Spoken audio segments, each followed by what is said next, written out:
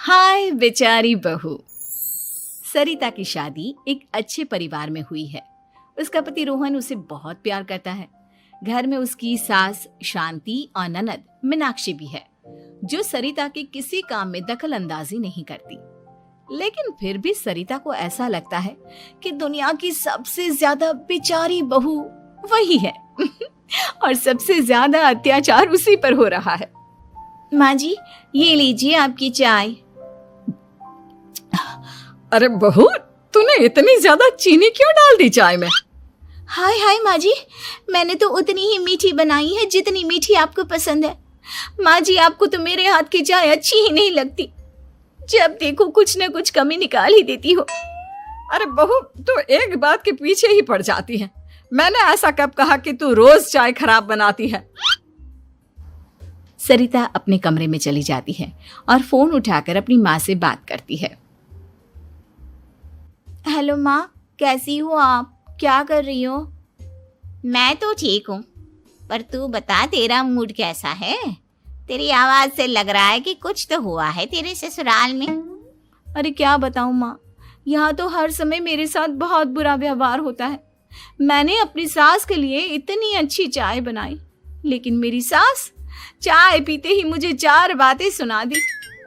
बेटी, तू इतनी छोटी छोटी बातों पर ध्यान ही क्यों देती हो?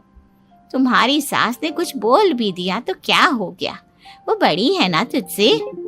माँ ने इतना समझाया, लेकिन इस बात का सरिता पर कोई असर नहीं हुआ। अपनी बेचारी बहू की छवि वो बदलना ही नहीं चाहती। अगली सुबह सब नाश्ते की टेबल पर बैठकर नाश्ता कर रहे थे, तभी सरिता ने अपने पति से कहा, सुनिए जी, मुझे ना आज बाजार से कुछ सामान लेकर आना है। आज आप ऑफिस से आने के बाद मुझे लेकर चलना ना। भाभी, मुझे भी कुछ किताबें खरीदनी है। आप दोनों जा ही रहे हो तो मेरी किताबें भी ले आना। लो, अभी तो बात ही की है बाजार जाने की, तो एक फरमाइश आ गई। माँ जी, आप भी बता दो कुछ, और हाँ, मोहल्ले वालों से भी बोल दो अगर वो कुछ मंगवाना चाहते हो तो। बेचारी मीनाक्षी अपना सा मुंह लेकर रह गई। ये सब देखकर रोहन से चुप नहीं रह गया और वो गुस्से में बोला, सरिता, क्या हो गया है तुम्हें? मीनाक्षी ने तो सिर्फ किताबों के लिए बोला है। तुम्हें मीनाक्षी से इस तरह से बात नहीं करनी चाहिए। माफी मांगो उससे अभी। क्या? मैं माफी मांगू? दिन भर आपके घर के काम करूं मैं, आपकी और आपके घर वालों की बातें सुनूं मैं, और अब माफी भी मैं मांगू? ऐसा कभी नहीं हो सकता। ये बोलकर सरिता वहां से चली जाती है। एक दिन उनकी पड़ोसन घर आती है। अरे सरिता, क्या कर रही है? और क्या करूंगी भाभी जी, बस घर का काम ही कर रही हूँ। आप बताओ कैसे आना हुआ? अरे मैं तो तुम्हारा हालचाल पूछने आई थी, लेकिन तुम तो बिजी लग रही हो। कोई बात नहीं, मैं बाद में आ जाऊंगी। और क्या करूं भाभी जी, जब से शादी होकर आई हूँ ना, बस काम ही कर रही हूँ। और इस घर में ना कोई मेरी कदर नहीं करता। पति है जो बस घर से ऑफिस, ऑफिस से घर। ननद को तो कॉलेज से फुर्सत नहीं। बची सास तो उनका सारा समय मेरी गलतियां निकालने में लग जाता है। अरे ये क्या कह रही हो सरिता? तुम्हारी सास तो पूरे मोहल्ले में तुम्हारी तारीफ करती फिरती है कि तुम बहुत अच्छी हो, पूरा घर तुम्ही ने संभाल रखा है। हाँ तो क्या हुआ, इसमें गलत क्या कहती है? सच्ची तो कहती है। मेरी मर्जी के बिना इस घर का पत्ता भी नहीं हिलता। शाम को जब रोहन घर आया तो उसने सबसे कहा, कल हम सबको मौसी जी के घर जाना है। उनकी बेटी की शादी है। सब अपनी अपनी पैकिंग कर लो, सुबह होते ही निकल जाएंगे। और सरिता, तुम कान खोलकर सुन लो, वहां जाकर किसी की बुराई भलाई शुरू मत कर देना, नहीं तो मुझसे बुरा कोई नहीं होगा। हाय हाय जी, आप तो ऐसे कह रहे हो जैसे मैं सुबह शाम सबकी बुराई करती फिरती हूँ। आज तक कोई कह नहीं सकता कि मैंने किसी की पीठ पीछे किसी के बारे में कोई बुरी बात बोली हो तो। अरे बस बहू, बात को और ज्यादा आगे मत बढ़ा। हमें सब पता है तू हमारे साथ क्या व्यवहार करती है। ये बात घर तक रखना, शादी में किसी को कुछ मत बोलना, नहीं तो सब कहेंगे कि शांति की बहू कितना बोलती है। हाँ हाँ, सब कुछ तो मैं ही बोलती हूँ ना। आप लोग तो हर समय फूलों की बारिश करते रहते हो मेरे ऊपर। सारी गलती मेरी है जो मैं इस घर में आई। सबका कितना ध्यान रखती हूँ, लेकिन फिर भी मेरी तो आप लोगों की नजर में कोई कदर ही नहीं है। अगली सुबह सब लोग मौसी जी के घर पर चले जाते हैं। वहां पर शादी का माहौल होता है, सब जगह चहल पहल होती है, बहुत सारे मेहमान आए हैं। सरिता को वहां बहुत अच्छा लग रहा है। वो अपने मन में सोचती है, यहाँ कितना अच्छा लग रहा है, कितनी रौनक है। मैं यहाँ किसी से ज्यादा बात नहीं करूंगी। अगर मेरे मुंह से कुछ ऐसा वैसा निकल गया तो रोहन जी तो मुझसे गुस्सा हो जाएंगी। सरिता ये सब सोच ही रही थी कि वहां रोहन की कजिन साक्षी आ गई और सरिता से बोली, आप सरिता भाभी हो ना? जितना आपके बारे में सुना था आप तो उससे भी ज्यादा सुंदर हो।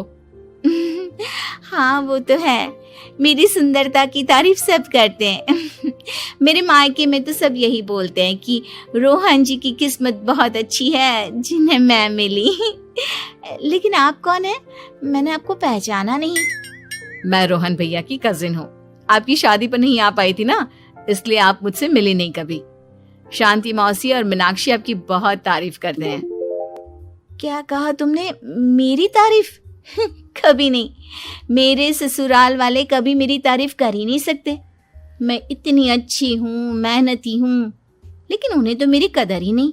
सारा दिन घर का काम करती हूँ, फिर भी मेरी सास ना मुझे सुनाती रहती है और पति भी मेरी सास की साइड लेते हैं। ना कभी बाहर ले जाते हैं ना कहीं घुमाने।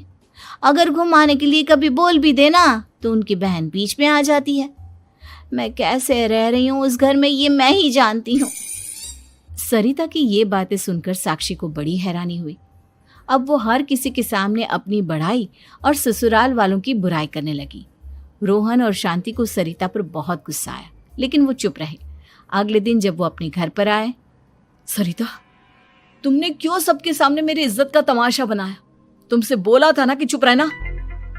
अजी ऐसा भी क्या कह दिया मैंने जो इतना भड़क रहे हो? तुम जहां जाती हो अपना रोना शुरू कर देती हो, कभी किसी दूसरे की बात ही नहीं सुनती, बस अपनी कहती रहती हो। तुमने सबके सामने हमारा तमाशा बनाकर रख दिया है।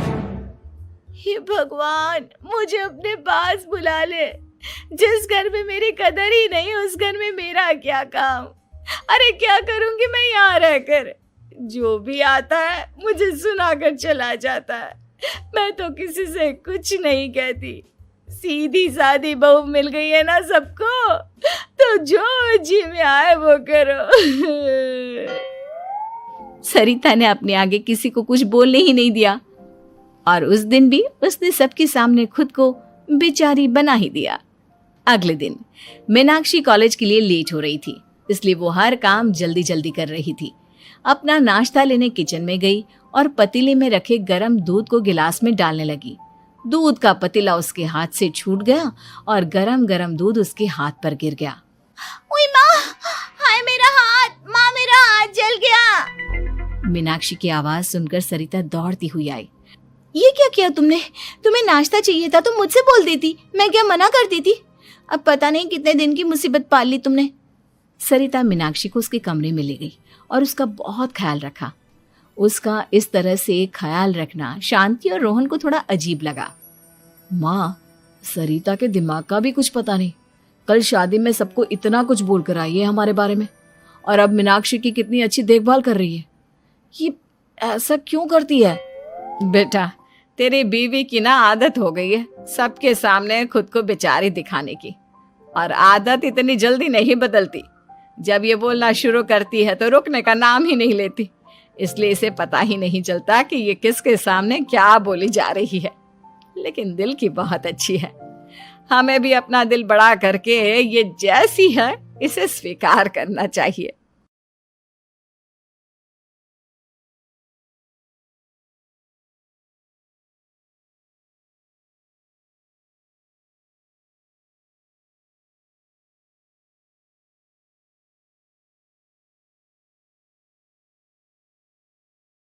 इसने हमारी मदद की है, इसलिए लाइक, शेयर और सब्सक्राइब जरूर करें।